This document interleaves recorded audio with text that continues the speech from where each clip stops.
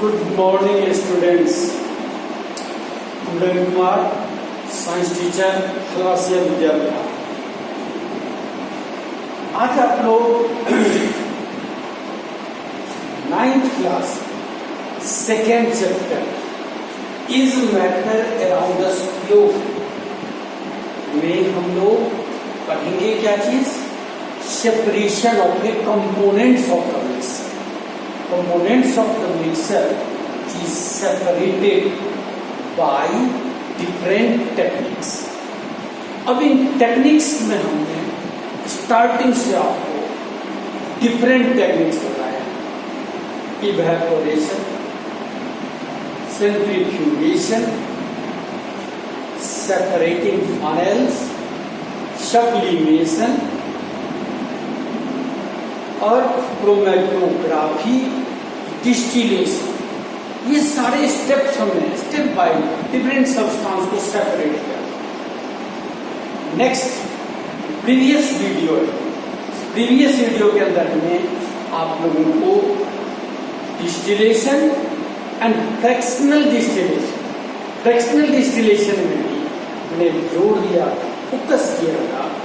एक तो लैब के अंदर हम कैसे सेपरेट करते हैं और दूसरा हमने जो इंडस्ट्री के लिए जो एप्लीकेशन है, जैसे हमारा fractional distillation fractions of A petroleum that is also separated by fractional distillation process. And जो नेक्स्ट हमारा एयर से components of the air that is also separated by fractional distillation process। Main हमने इसका principal बता दिया था आपको कि बॉइलिंग पॉइंट डिफरेंस क्या होंगे, less than 25 kelvin, that separated by this technique. अब इस चैप्टर में हमें लास्ट, वैसे तो और भी मेथड्स हैं जिससे हम सेपरेट कर सकते हैं, अदर कंपोनेंट्स के लिए भी है। जैसे हम मैग्नेट को यूज करते हैं, जो मैग्नेटिक सब्सटेंस प्रोडक्ट है उसको सेपरेट करने के लिए मैग्नेट यूज करते हैं। और नेक्स्ट जो मेथड हमारा पोटेंट मेथड है उसको बोलते हैं crystallization is the process in which pure solid obtained from the solution, pure solid in the form of crystal obtained from the solution. Such process is known as a crystallization। The crystallization process है तो different substance को obtain करते हैं। इससे सबसे common हमारा क्या है? कॉमन हमारा है लैब में हम कॉपर सल्फेट के क्रिस्टल्स रहते हैं। अब ये क्रिस्टल को हम सेपरेट करते हैं, प्योर कॉपर सल्फेट क्रिस्टल को ऑब्टेन करते हैं from their solution. And other example है इसको कॉमनली यूज होता है वो है सी वाटर से ऑब्टेन करते हैं किसको? Salt, common salt obtain from sea water. Initially उसको क्या करते हैं? इवेपोरेशन करते हैं। इवेपोरेशन करने से हमें सॉलिड सोडियम क्लोराइड मिल जाता है और इस सोडियम क्लोराइड को हम आगे क्रिस्टलाइजेशन करते हैं और क्रिस्टलाइजेशन से सब बेटर इसकी जो इम्प्योरिटीज हैं, डिसॉल्व इम्प्योरिटीज हैं, that is also separated by this technique. अब इस प्रोसेस को समझने के लिए हम लोग बहुत सिंपल सा एक्सपेरिमेंट टाइप एक्टिविटी करेंगे। एक्टिविटी से भी हम इस चीज को आप एक्सप्लेन कर सकते हैं। जैसे फॉर एग्जांपल हम ले लें इस टेक्निक को एक्सप्लेन करने के लिए हमें कॉपर सल्फेट क्रिस्टल बनाना है। अब कॉपर सल्फेट क्रिस्टल के लिए हम क्या करेंगे? इम्प्योर सैंपल आपने 5 ग्राम या 10 ग्राम, 5 ग्राम और 10 ग्राम आपने के लिए क्या ले लिया? Impure sample of A copper sulphate. और इस कॉपर सल्फेट को लेकर हम डिसॉल्व कर लेंगे। क्या करेंगे? इसको फर्स्ट हम डिजोल्व करेंगे। डिजोल्व करेंगे इसमें मिनिमम, ये चैनल डिस्क है। अब इस चैनल डिस्क के अंदर हम कॉपर सल्फेट की क्रिस्टल को ले लिया, सैंपल को ले लिया और इसको हम डिजोल्व करेंगे। डिजोल्व करेंगे किसमें? मिनिमम पानी के अंदर, मिनिमम वाटर के अंदर इसको डिजोल्व करेंगे, जिससे ये कंप्लीटली डिजोल्व होने के बाद जो हमारा मिक्सचर ऑब्टेन होगा। अब इस मिक्सचर को हम स्लोली हीटअप करते हैं, स्लोली हीटअप करते हैं। अब स्लोली हीटअप का सबसे बेस्ट मेथड क्या है? अब इसको लेकर आप क्या करें, जो वाटर है, वाटर टैंक, जैसे हम बीकर को भिगो देते हैं और इस बीकर के ऊपर रख दिया, यहाँ वाटर पड़ गया, वैसे हम वाटर बाथ के ऊपर वाटर बाथ में रखते हैं और फिर हीट करते हैं। तो ये वाटर को ले लिया।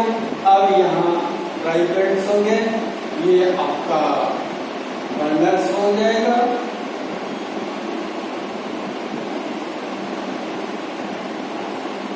अब इसको स्लोली हीट अप करें। जब आप इस वाटर को हीट करना शुरू करेंगे तो हीट करने पर हमें क्या मिलता है वो देखिए, ये स्लोली इवेपोरेट होता जाएगा। हीट कर दिया, इवेपोरेट होता जाएगा। अब इस इवेपोरेशन के बाद हम यूज करते हैं ग्लास रॉड, और इस ग्लास रॉड से इसको हम मिक्स करते रहते हैं। मिक्स करने के बाद आप क्या देखेंगे, आफ्टर सम टाइम सम क्रिस्टल्स चीज अटैच। अब इसके ऊपर ग्लास रॉड के ऊपर हमारा क्या हो जाएगा, ये जो ग्लास रॉड है, इस ग्लास रॉड पर आपका जो क्रिस्टल्स है वो अटैच होना शुरू हो जाए। अब जब ये स्टार्ट हो जाए, अटैच होना शुरू हो जाए, फिर इसको क्या कीजिए, हटा दीजिए सॉल्यूशन। यानी ये सॉल्यूशन हमारा हो गया वो सैचुरेटेड सॉल्यूशन हो गया, कंसंट्रेटेड सॉल्यूशन हो गया। अब इनको लेकर हम कूल करते हैं, और कूल करने के लिए इसके ऊपर हम कवर कर देंगे और फिल्टर पेपर को डाल देते हैं, और फॉर 1 डे, पूरे दिन हम इसको छोड़ देते हैं ठंडा होने के लिए। आपने हीट किया, फिर इसको क्या करेंगे, ठंडा होने के लिए छोड़ दिया। अब छोड़ने के बाद क्या होगा, इससे इवेपोरेशन, जो भी इवेपोरेट होना है वो चीज इवेपोरेट हो जाएगा, और जो क्रिस्टल है वो क्रिस्टल हमारा इसके अंदर ऑब्टेन हो जाएगा। जो अदर इम्प्योरिटी है वो आपको सॉल्यूशन के अंदर रह जाएंगे, और इसको हम फिल्टर करके फिल्ट्रेशन से क्रिस्टल को ऑब्टेन कर लेते हैं। And this way obtain crystal from solution.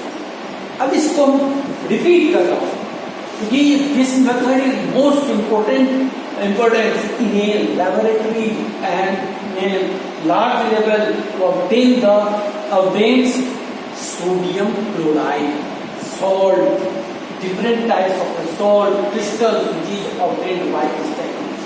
अब इसको देखिए, फिर से रिपीट कर रहा हूँ, रिपीट करेंगे, ध्यान देना क्या है। हमने क्या किया, 5 ग्राम से लेकर 10 ग्राम का क्या ले लिया, impure sample of A copper sulphate के सैंपल, और इसको किस में डाल दिया, चैनल डिस्क में डाला, और उसको वाटर से हम डिजोल्व करते हैं, अच्छी तरह डिजोल्व करते हैं। इसमें हम ज्यादा वाटर नहीं लेते, मिनिमम वाटर, जितना मिनिमम वाटर हमें रिक्वायर्ड है डिजोल्व करने के लिए उतना ही वाटर यूज करेंगे, और फिर हमारा क्या बन गया, सॉल्यूशन बन गया। अब इस सॉल्यूशन को लेकर हम क्या करेंगे, धीरे धीरे इसको हीट करेंगे। हीट करने के लिए बेस्ट चीजें लैब में हमारे पास बीकर भी होता है, वाटर बाथ है, उस वाटर बाथ के अंदर भी इसको आप रख दीजिए और इसको स्लोली हीटअप करिए। वाटर को आप हीट करोगे, इसके साथ ये भी हीटअप होगा और वो आपको इवेपोरेशन होता रहेगा। फिर कंटिन्यूअस ग्लास रॉड से उसको आप मिक्स करते रहेंगे, ठीक है। स्टीयरिंग, कांस्टेंट स्टीयरिंग करने पर आप क्या देखेंगे, इसके ऊपर क्रिस्टल बनना शुरू हो जाएगा, स्टार्ट होगा। जब ये क्रिस्टल आपका बनना शुरू हुआ, फिर आप क्या करो, स्टॉप हीटिंग, हीट करना इसको बंद कर देंगे। अब हीट करना मन करे तो फिर इसको क्या किया, कूल करने के लिए। कूल करने में इसके ऊपर हम फिल्टर पेपर को रखते हैं। अब फिल्टर पेपर को रखने से क्या है, स्लोली होता है, स्लोली ये आपको एब्जॉर्ब भी करता रहता है, फिल्टर भी होता रहता है। अब आगे चल करके लगभग पूरे दिन तक आप छोड़ दीजिए, ये यहाँ क्रिस्टल बनना शुरू हो गया था, ये क्रिस्टल्स आपको बन जाएंगे और जो इम्प्योरिटीज है वो इम्प्योरिटीज सॉल्यूशन के अंदर ही रह जाएगा। In this way obtain pure solid in the form of crystal from a solution, such technique is known as a crystallization. यूज आपको बता दिया, इसका क्या होगा, तो हम सॉल्ट को ऑब्टेन करते हैं, सोडियम क्लोराइड को ऑब्टेन करते हैं, तो सी वाटर से ऑब्टेन होता है, पहले इवेपोरेशन होता है, इवेपोरेशन के बाद इसको क्रिस्टलाइजेशन करते हैं और बेटर क्रिस्टल होते हैं। अदर एग्जाम्पल आपको बता रहा हूँ, एलम, पोटास एलम है, फिटकिरी, इस फिटकिरी को भी हम इसी मेथड से ऑब्टेन करते हैं, उसकी क्रिस्टल को ऑब्टेन करते हैं, पर दैट इज कॉमनली यूज। इसको हम यूज जनरली कहाँ करते हैं, एक डिसइंफेक्टिंग के लिए भी यूज कर लेते हैं, और ये आपको जो वाटर बॉक्स होते हैं, वाटर बॉक्स के अंदर जो आपका लोडिंग टैंक है, लोडिंग टैंक में से डिजोल्व सॉल्ट को सेटल करने के लिए भी दैट इज। अब ये हमारा जो एलम है, एलम का आपको ये ध्यान रखेंगे, एलम पोटास एलम यूज करते हैं। एलम का फार्मूला, इसको फिटकिरी कहेंगे, फार्मूला इसका होता है K2SO4, पोटेशियम सॉल्ट हो गया, डॉट Al2SO4 होता है, डॉट 24H2। ये बहुत इंपोर्टेंट फार्मूला है और कॉमनली जो कॉम्पिटिटिव एग्जाम होता है उसके अंदर ये दिया हुआ होता है, इसलिए आप इसको ध्यान रख सकते हैं। K2SO4 क्या हो गया, पोटेशियम सल्फेट है, और दूसरा क्या सॉल्ट है, दूसरा एल्युमिनियम सॉल्ट है, एल्युमिनियम सल्फेट और 24H2O, ये हमारा पोटास एलम है। That is also obtained by crystallization process. अब यहाँ पर एक चीज और हमारे दिमाग में आता है कि हम क्यों नहीं इसको इवेपोरेशन से ही ऑब्टेन करें, इस मेथड की जरूरत क्या है। तो इसमें हम एक वर्ड्स या जनरल क्वेश्चन हम देते हैं कि crystallisation is better than the evaporation और other process, this is true. अब इसका रीजन क्या है, क्यों ये बेटर है, crystallisation method is better, why better. अब इसमें सबसे पहला रीजन आप देखिए, अब जब इसको शुगर को आप लेकर हीट करना शुरू करेंगे, शुगर सॉल्यूशन को ले लिया, सॉल्यूशन को हीट करना शुरू करेंगे, हीट करेंगे तो हमें वो इवेपोरेट हो जाएगा, बाद में चर्न हमें शुगर ऑब्टेन होता है। यानी इवेपोरेशन अगर हम करते हैं तो उससे हमें क्रिस्टल के फॉर्म में ऑब्टेन नहीं होते, इसलिए ये मेथड क्या है, बेटर मेथड।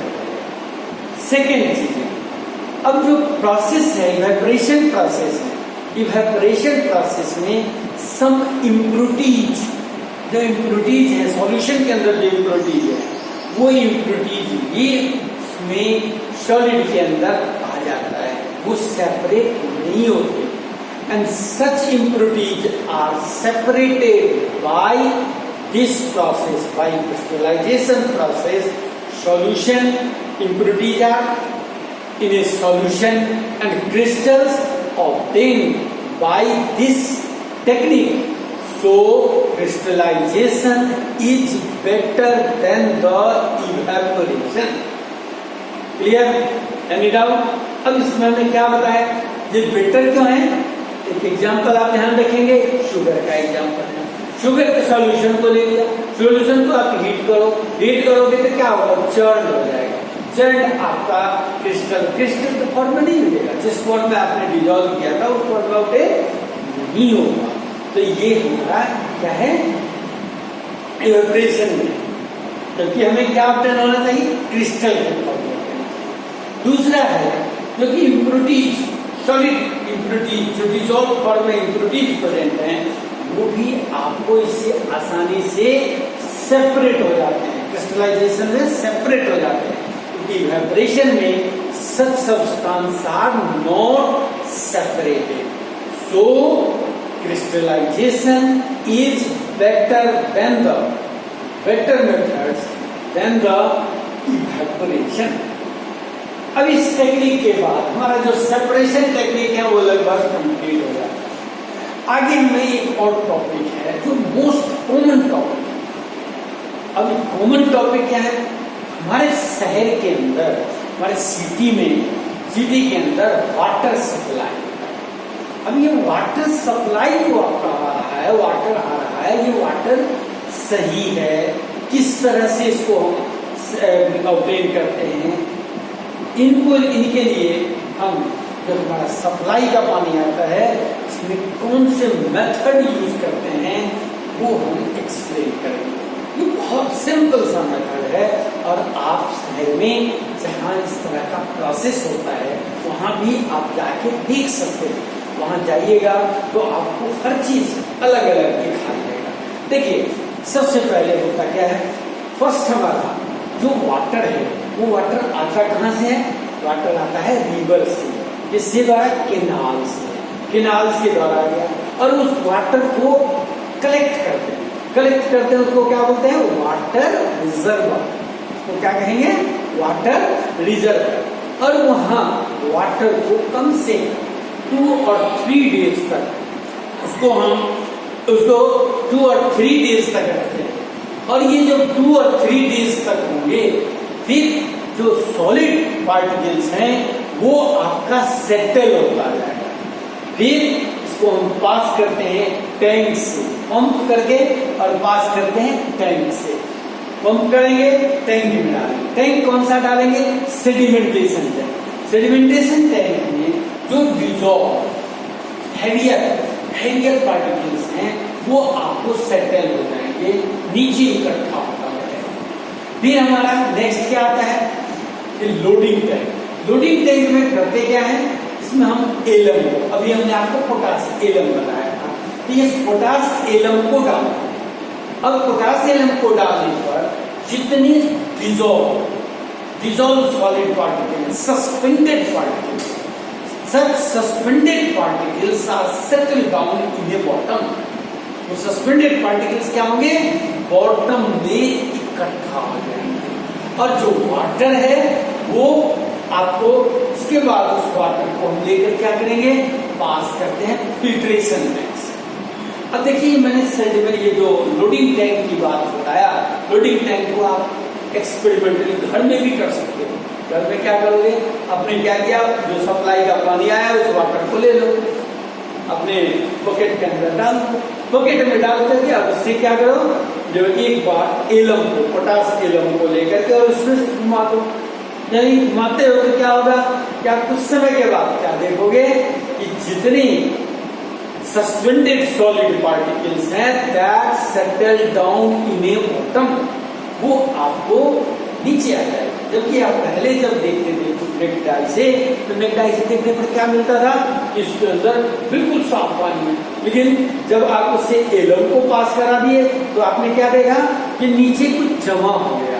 नीचे जमा हो गया, क्यों हो गया, कि इसके अंदर सस्पेंडेड सॉलिड पार्टिकल्स थे and such solid particles are settled down in the bottom by the using alum potash. कोई दिक्कत नहीं, ये क्या आ गया आपको, यहाँ पर हमारा स्टेप आया लोडिंग टैंक के अंदर।